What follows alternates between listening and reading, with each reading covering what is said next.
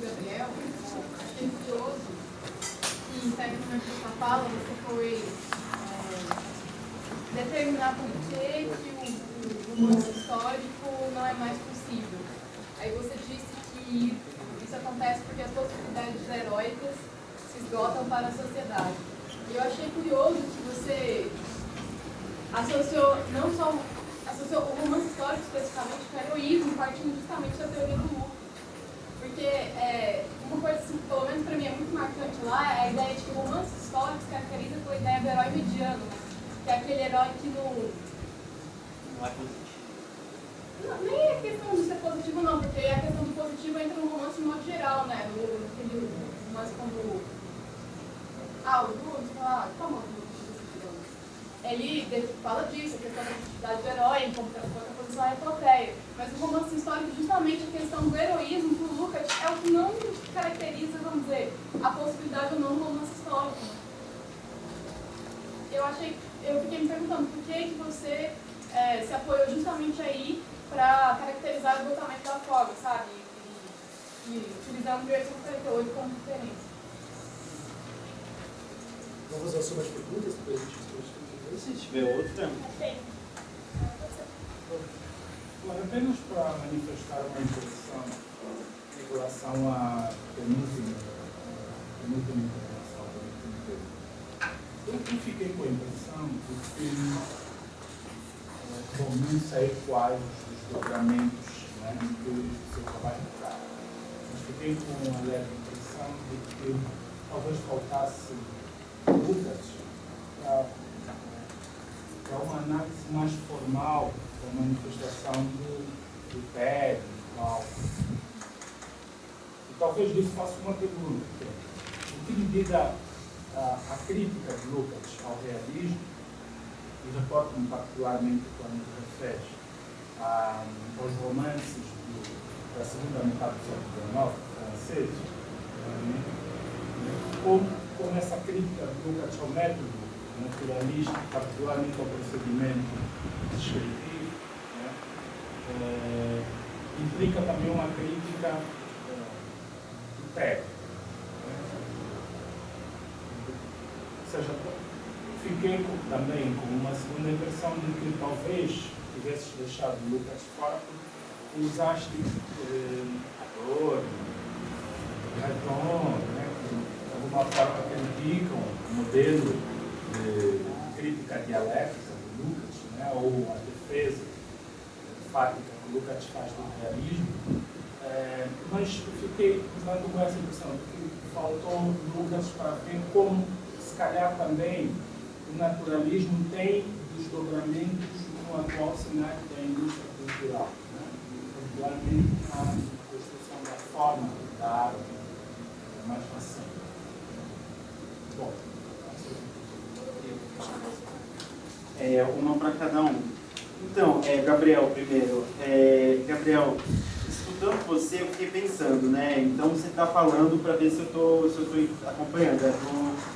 Que devido ao eterno presente da forma mercadoria que a gente vive, né? Que não tem passado, então isso daí cria.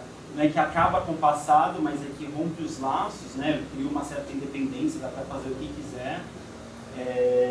E como você avalia isso no que a gente estava discutindo na primeira mesa de cinema, que foi o que o professor Marcos ele pensou, que hoje a esquerda ela é, na verdade, um liberalismo centrista, né? Que você pode fazer uma campanha como a Dilma, em que você faz uma campanha pautada por um passado heróico, e agora o PSOL vai fazer uma caricatura disso com a Erundina.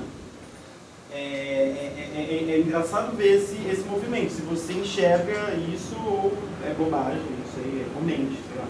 Aí eu não sei se o nome, Daniel. Daniel, eu achei muito legal que você falou sobre o prazer e a distração. A gente teve um curso recentemente aqui na pós que foi bem legal e a gente começava pelo impressionismo mesmo para chegar no construtivismo. E é muito louco como o prazer ele aparece para organizar toda a vida do homem médio, urbano, técnico, né? Que vai habitar e vai lidar nisso, né? Tipo, que vai... esses ciclistas aqui, né? Eu acho que é a evidência, né? A classe média, ela assume isso, que isso é prazer. entendeu? Uma coisa, uma esfera separada da vida, né? Que ela tem que parar um momento, e eu achei isso muito doido. E eu queria ver se tinha a ver mesmo, se tivesse a ver, que eu lembro que a gente leu isso no livro do T.J. Clarke, que é no Monet.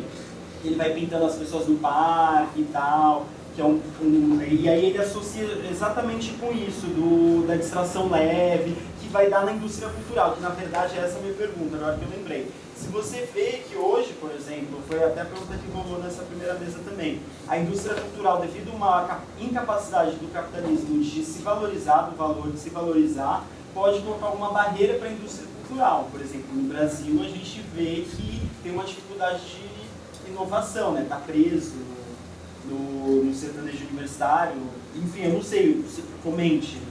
E o professor Edu, essa questão da responsabilidade social, da política, o professor Arantes comenta de Cruz Vermelha, eu lembro, ele dá um exemplo do cuidado, né, do proteger. Você acha que eu vejo como isso também é a forma da esquerda atuar? Isso tem a ver. Eu vejo que esse é o limite, né, o horizonte.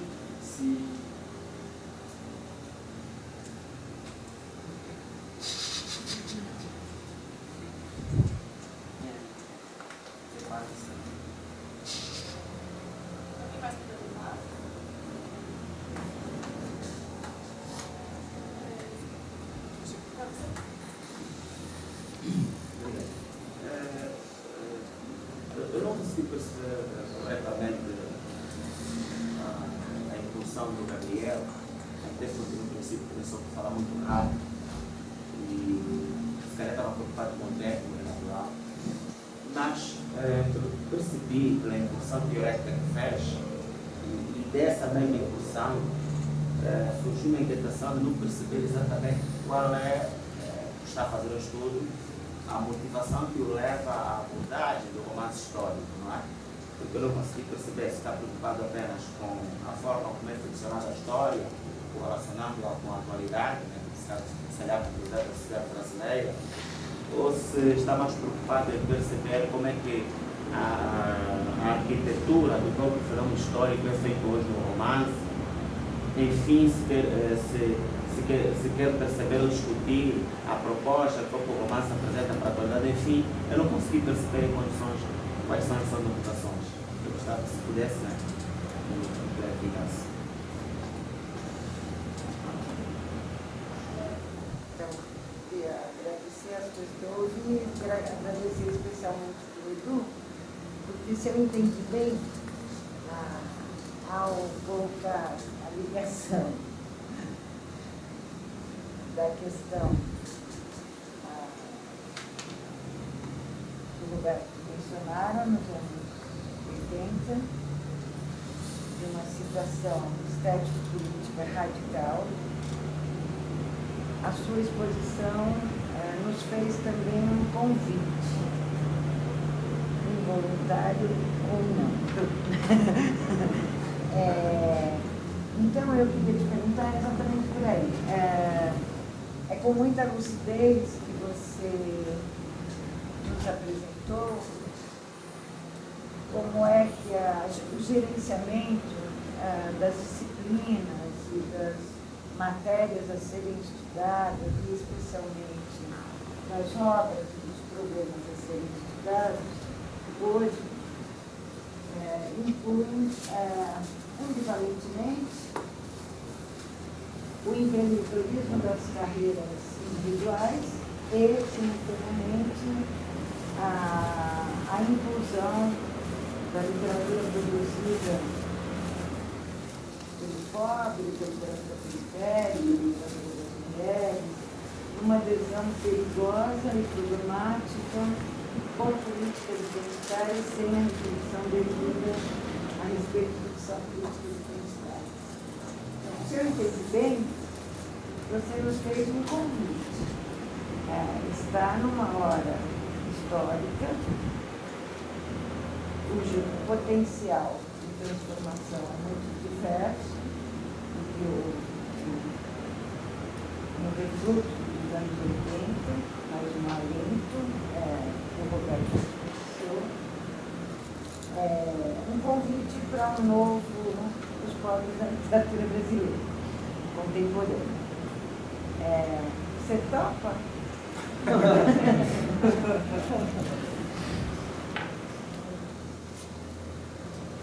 Estou falando sério. É um projeto de obra, é um projeto de estudos e não é necessariamente um projeto disciplinar, a duplicidade que essa palavra hoje tem, mas é um projeto de trabalho. E acho que há coletivos para isso, se formando. Posso começar? Então, na verdade o convite não era nesse sentido de fazer literalmente um bloco na literatura brasileira, mas sem dúvida tinha a ver um pouco com sugerir possibilidades de se pensar a literatura brasileira um pouco fora de certos quadros já mais ou menos estabelecidos e que ainda podem ser produtivos, mas que talvez pudessem ser atualizados com relação a essas questões que dizem respeito ao presente. Então não se trata simplesmente de estudar a literatura mais recente para poder falar da atualidade, mas tentar encontrar também na literatura do passado alguma coisa que já indique alguma coisa ou que nos mostre alguma coisa sobre o nosso presente. Então, não tentar projetar as nossas ideias teóricas da moda atual no passado, mas sim tentar encontrar alguma coisa que as obras possam nos dizer. Então, na semana passada, o Cristian Laval fez as conferências a respeito do neoliberalismo e depois comum, mas ele remontava o século XVII para falar da emergência do homo econômicus clássico, do liberalismo clássico. Mas já ali, no século XVII, ele encontrava traços que depois vão ser utilizados e transformados no neoliberalismo dominante hoje. Então é um pouco isso, assim, encontrar elementos, sobretudo nesse âmbito dos modos de subjetivação, que é justamente um dos âmbitos que a literatura capta como a sua matéria. A literatura não vai falar, enfim, das estruturas econômicas que subjazem, etc., né?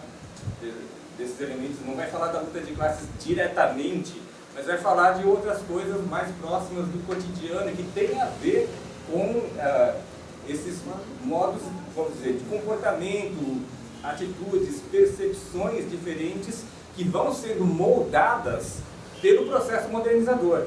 Então, se de um lado esse processo da modernização, expansão capitalista envolve uma dimensão que tem a ver sim com a luta de classes, a tomada de decisões conscientes, né, da classe dominante opta por certas políticas, realiza certas alianças, etc., e conduz o processo em uma certa direção e as classes baixas opondo os seus próprios interesses. Existe essa dimensão da luta de classes que é vamos dizer, mais consciente do processo. E de outro lado, ao mesmo tempo, tem a outra dimensão que é o do processo cego e impessoal, que tem a ver com essa maneira como aquilo que vai sendo implantado na modernização vai moldando o nosso modo de comportamento, percepção mesmo das coisas. Isso aparece na literatura. Então, digamos, a ideia é olhar a partir das questões atuais. É claro que precisa estudar muita coisa sobre esses traços que caracterizam a contemporaneidade e tentar também procurar aprender alguma coisa com a literatura não só atual, mas também do passado. Posso fazer uma? Posso fazer Claro. Então, Edu, o convite que eu encontro na sua fala é o seguinte, que é uma necessidade de buscar uma perspectiva crítica nova, capaz de aprender todos esses fenômenos, né, novos, as transformações. E o que eu penso é que enquanto, como você disse, a sociologia avançou em relação ao estudo da periferia, dos marginais, dos pobres, etc., a crítica literária não avançou. Por quê? No meu modo de ver, a crítica literária ficou mais ligada à interpretação sociológica do que percebeu na literatura, através da literatura, aquilo que está acontecendo. E acho que é nesse sentido, imagino, que você fala sobre uma perspectiva crítica nova. Né? Porque não há uma perspectiva propriamente crítica, nem estética, nova, né? No caso da literatura. O que ela faz? O que a crítica literária, em relação à periferia, às camadas marginais, aos povos, tem feito? Né? Ela trata disso, porém, com digressões sociológicas, que eu chamo de dados paralelísticos, que não explicam a literatura, explicam o contexto, explicam sociologicamente, mas não a literatura, não a arte que está, mesmo na literatura marginal, mesmo na produção marginal, nós temos que entender que há uma arte, que há uma estética, né? E essa coisa é que não está sendo lidada. Esse eu acho que é um problema que nós precisamos enfrentar com muita garra, porque está deformando, né? E tornando rastejante a abordagem da obra literária. Só, Desculpa. você me permite complementar? A aplicação de fórmulas sociológicas da literatura é um dos caminhos, né? Que a gente se cansa, se entorce, porque é como se a literatura não tivesse mais nenhum poder de revelação, ela só constata o que é nenhum problema, mas o problema é que não é assim. E uma outra direção, e uma que também me choca quase tanto, é atribuir valor estético a recursos estilísticos. Isto é, como aqui tem uma metáfora, isso aqui mostra que o pobre é bom, é legal, entendeu? Isto é, como se nós estivéssemos num momento em que as mesmas fórmulas que são sempre, enfim, que foram esvaziadas da sua significação real de trabalho, quando se fala a forma literária, a forma social, não é brincadeira, é trabalho duro, é como se tivesse reduzido essa fórmula, ou a aversão, aplicação de descobertas da sociologia, da história, ou da documentação. E não que isso não tenha importância, claro que tem, mas isso não é crítica literária. Tem que conhecer, a crítica tem que conhecer isso, né? Mas não fazer disso uma digressão. Limitar a forma literária a aparatos estilísticos, isto é, o que está em causa mesmo, eu acho que o convite voluntário ou involuntário do adulto é ganhar força, que ganhemos força no enfrentamento com o poder de revelação da literatura. E revelação que é estética, porque é histórica, e vice-versa. E isso que você disse, eu acho que a gente não deve alongar, né? Mas é que provocou essa discussão. Isso que você diz, Ivone, dessa conclusão da análise do literário, a gente também precisa pensar nos seguintes termos. As pessoas, em geral, têm confundido procedimentos literários com forma literária.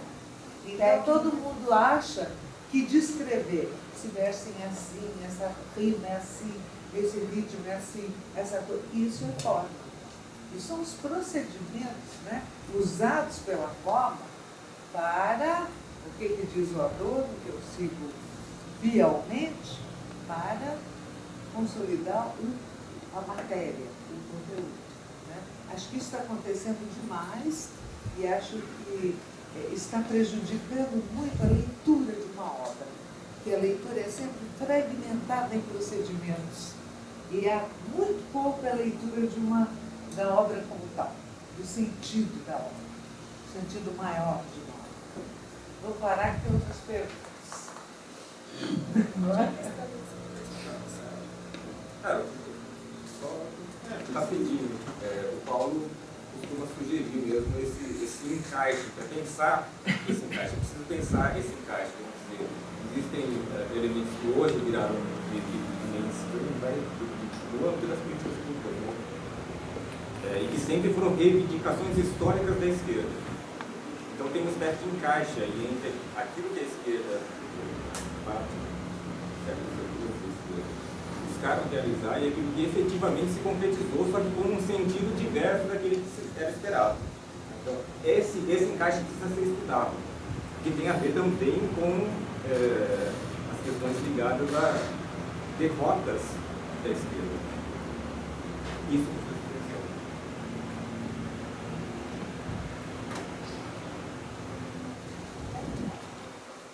eu respondo as três. Bom, então, em primeiro lugar, a questão do herói, né? Eu acho que sua pergunta foi um pouco avessa do que eu vou querer mostrar aqui. Porque o romance histórico, ele justamente, de forma clássica, justamente tenta assinalar a maior relevância da coletividade em relação aos indivíduos, isto é, os grandes, digamos, heróis. Então, ficou famosa uma frase do Tolstói em Guerra e Paz, em que ele fala que só a soma das vontades do povo russo de então fizeram a Revolução e Napoleão e os destituíram. Então eu tentei ilustrar justamente como após 48, justamente a ênfase passou para a personalidade, para, enfim, a figura dos heróis, os grandes personagens da história. Né? Talvez o termo heróico tenha ajudado a confundir, então eu vou citar o Terry Eagle, mas que só para comparecer com o tirando o negócio da cartola, e já pegar um pouco a questão de 48, né, que você colocou. Fala, a transição crucial aqui, isto é, da passagem do realismo para a arte naturalista, é o fracasso das revoluções de 48, um fracasso que sinaliza a derrota do proletariado, confirma o fim do período progressista heróico da dominação burguesa, congela a luta de classes e dá a deixa para que a burguesia inicie sua sorte da tarefa de consolidar o capitalismo. Aí ele elabora um pouco melhor a exposição, enfim, mas o termo heróico aqui se refere justamente a um período de transformação social que é encabeçado pela então classe dominante numa sua fase praticamente revolucionária de construir a nova sociedade. Que é Desculpa, eu acho que não, que aí, na forma como eu tentei expor, e também pensando um pouco no romance do Grossman, né, ambientado na Segunda Guerra, que se estabelecem os grandes vínculos coletivos e heróicos, como ele usa aqui.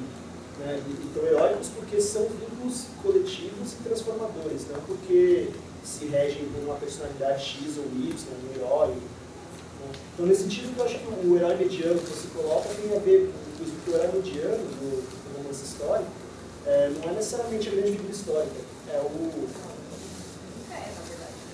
ele é o protagonista, né? Ficcional, geralmente, que se move por um mundo de conflitos históricos dados, figurados, onde eventualmente aparece lá o Napoleão, o general Kutuzov, né?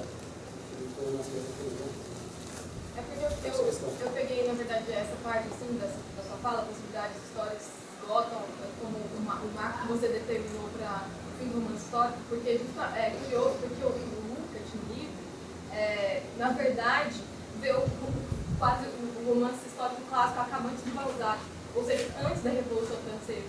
E por isso que eu peguei essa parte, porque o Balzac, justamente, é o que meio que faz uma espécie de passagem do romance histórico para o romance do presente, né? E o Lukács aí vai ver uma espécie de extensão desse romance do presente até muito para frente. Aí os romances históricos começam a surgir de novo em 1945, os autores alemães, tipo o Reichmann, o Roman Roland e tal. Então eu achei curioso isso, porque você associou justamente a existência do romance histórico à fase heróica da Revolução Francesa, quando na verdade a periodização do autor, que você falou como paradigma, é distinta. E por isso que eu peguei essa parte, para entender por que você fez isso, sabe? Qual que era a sua intenção em mortificar isso, assim, foi isso que me chamou a atenção. Aí achei que ia funcionar mais. Claro, não, na verdade tem que ter uma principal referência desse romance histórico clássico, o Walter Scott, foi o Balzac. Foi que eu coloquei um pouco justamente como um momento de construção histórica heróica, obviamente, da sociedade inglesa industrial, né, o Balzac é lembrado, porque ele escreve antes de 48, né, para mim isso foi um dado fundamental. Não sei, acho que está bem respondido. Então, passando para a sua pergunta, aí para chegar na minha desculpa, esqueci o seu nome. Marquinhos. Marquinhos? Marquinhos. Isso, Marquinhos. Então, vou responder o Berg para chegar na sua questão, que acho que posso responder meio junto as duas coisas. O Paulo Lourenço mencionou, se vocês lembrarem, a configuração, digamos, de uma nova cosmovisão histórica a partir de um autor que analisava um quadro, né, sobre as batalhas argentinas, enfim. Esse autor é o Reinhard Marcellek, um historiador, que você citou? Não, ele não citou, ele falou só ele falou do autor, né? o nome do filme. Historiador. E o que eu acho que é interessante sobre isso que você está falando, deixando essa pergunta, é que é um esquema que, enfim, para nós já até discutimos, mas não sei se para todo mundo é conhecido, mas é a ideia de que a modernidade se orientava por mentalidades, digamos, escatológicas, né? Grandes visões de futuro que eram compartilhadas tanto pelo positivismo, na sua ideia de paraíso terrestre, alcançável pelo desenvolvimento da técnica, etc., quanto pelo marxismo, a ideia da sociedade sem classes, pós-revolucionária, um momento catástrofe, que conduziria a um futuro utópico, etc. A contemporaneidade se caracteriza justamente pelo colapso desses grandes ideais, né, que eu acho que é um pouco que eu tentei trazer para cá pelo Robert Kurz. Então, de certa forma, grandes blocos econômicos nacionais que se orientavam por mentalidades, digamos, prometeicas, grandes promessas de futuro, etc., entram em colapso pela incapacidade da modernidade de produzir um laço social efetivamente integrador. Né? Isso é isso que ele fala sobre a incapacidade da modernidade. Do capitalismo, né? Do funcionamento do modo de produção capitalista nesse sentido que foi reproduzido pela nossa gente. É que modernidade e capitalismo é a mesma coisa hoje, né, gente? Isso que é a questão. É como ele gosta de se ver, né? Moderno. É que essa é a minha pesquisa acadêmica. Como ficaria? Aí para chegar, né? Porque isso assinala justamente a impossibilidade da ideia de futuro. Por isso o presente perpétuo, que também é uma perda do passado, porque se perde a ideia de história, né? Os indivíduos não são mais vistos como uma coletividade, os indivíduos nunca vão ser entendidos como coletividade porque são opostos à coletividade. A realidade é vista como uma grande soma de indivíduos socialmente desconectados, não como um processo coletivamente engendrado, com uma série de conflitos, etc. Então, uma sociedade que não tem mais futuro nem noção de história, o resto do presente perpétuo, no qual a esquerda, inclusive, e a sociedade reproduz coisas do passado na forma de pastiche. Completamente anacrônicas, é o que eu tentei colocar um pouco quando eu falei um pouco do passado, enfim, mas sobre a sua questão, né? Acho que é um pouco isso, como a esquerda perde esse horizonte superador, resta reproduzir formas do passado como imagens esvaziadas, mortas, tentar chegar nas respostas, e daí o interesse pelo romance histórico, no entender é uma forma que funcionou ao longo desde o século XIX como uma espécie de sismógrafo social, assim, dessas relações, desses grandes conflitos, e cujas transformações internas, né, ou as transformações na forma do romance histórico, assinalam um pouco essas passagens do apogeu revolucionário da burguesia para a burguesia estabelecida como retaguarda do sistema capitalista, já agora na pós-modernidade, enfim. Acho que me parece uma forma bem interessante, foi a razão de eu escolher como objeto de estudo. Além do indo além, passando, dar um salto, né, para o modernismo, né, para as vanguardas do século. E eu acho que é um ponto aí no teu trabalho muito interessante, você mencionou de passagem, que dá muito a ideia dessas transformações, você quer dizer, tanto da sociedade capitalista quanto dos modos de distribuição, aquisição das mercadorias, etc., que é o novo romano. Nouveau Roman francês, e está além do modernismo, né, numa posição de vanguarda mais adequada aos anos 60, aos anos 70, depois, né? Você mencionou, mas acho que valeria a pena você desenvolver melhor o teu trabalho. Você não acha? Né? É que o meu mestrado é meio que um exercício de close reading, né, sobre um romance específico, e nessa apresentação eu tentei estender um pouco, mas acho que sim. Gosto disso. Daria uma nova dimensão a essa, às crises do romance histórico e tudo mais. Né? Só para responder, para arrematar, porque isso não é bem específico, eu respondi de uma forma bem geral. Né? Não, eu entendi. Eu não sabia se você ia chegar lá, mas eu achei que você chegou. Para chegar mais ainda, acho que e conectar um pouco a fala do Edu, tem a ver justamente com a reprodução em forma de pastiche de um modus operandi da esquerda que foi gestado, né, justamente com o PT. Que São novos sujeitos da história, não é mais revolucionário. É dessa forma que eu vejo. Uma lógica social gestionária, até certo ponto, que, né, enfim, não necessariamente nomes diretamente, mas é reproduzido por certos setores, inclusive da esquerda antipetista, que tem muitas vezes como seu grande instrumento de construção, cursinhos populares, sem descartar a necessidade de tudo isso, enfim, importância, mas igualmente importante perceber como tudo isso está mais ou menos ajustado a uma lógica gestionária. Liberal sem crise. Enfim, só para...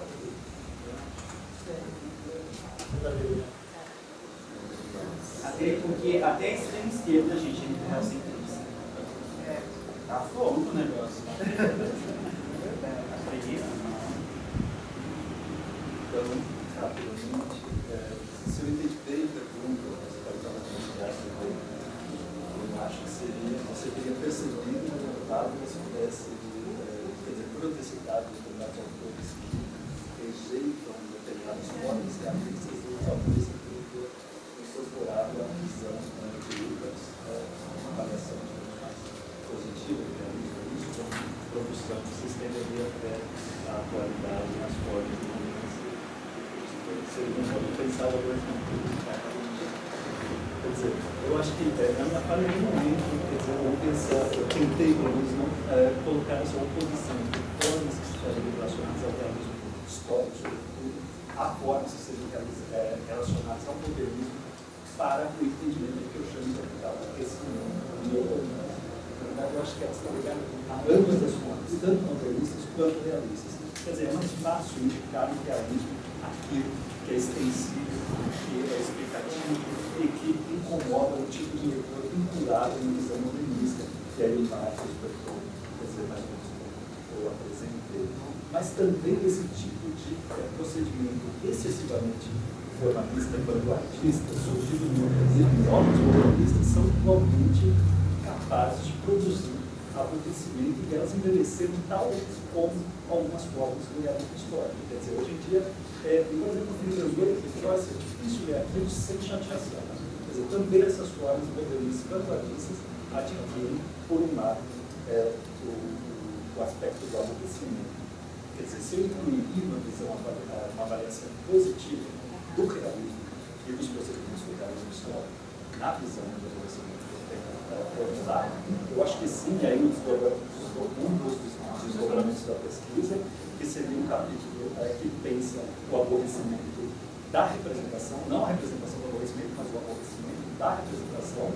Nesse sentido, eu não vou discutir romances que tomam o próprio aborrecimento por tema, senão o romance em que eu vejo, eu escolho o romance em que eu vejo essa formulação do aborrecimento de maneira muito distinta.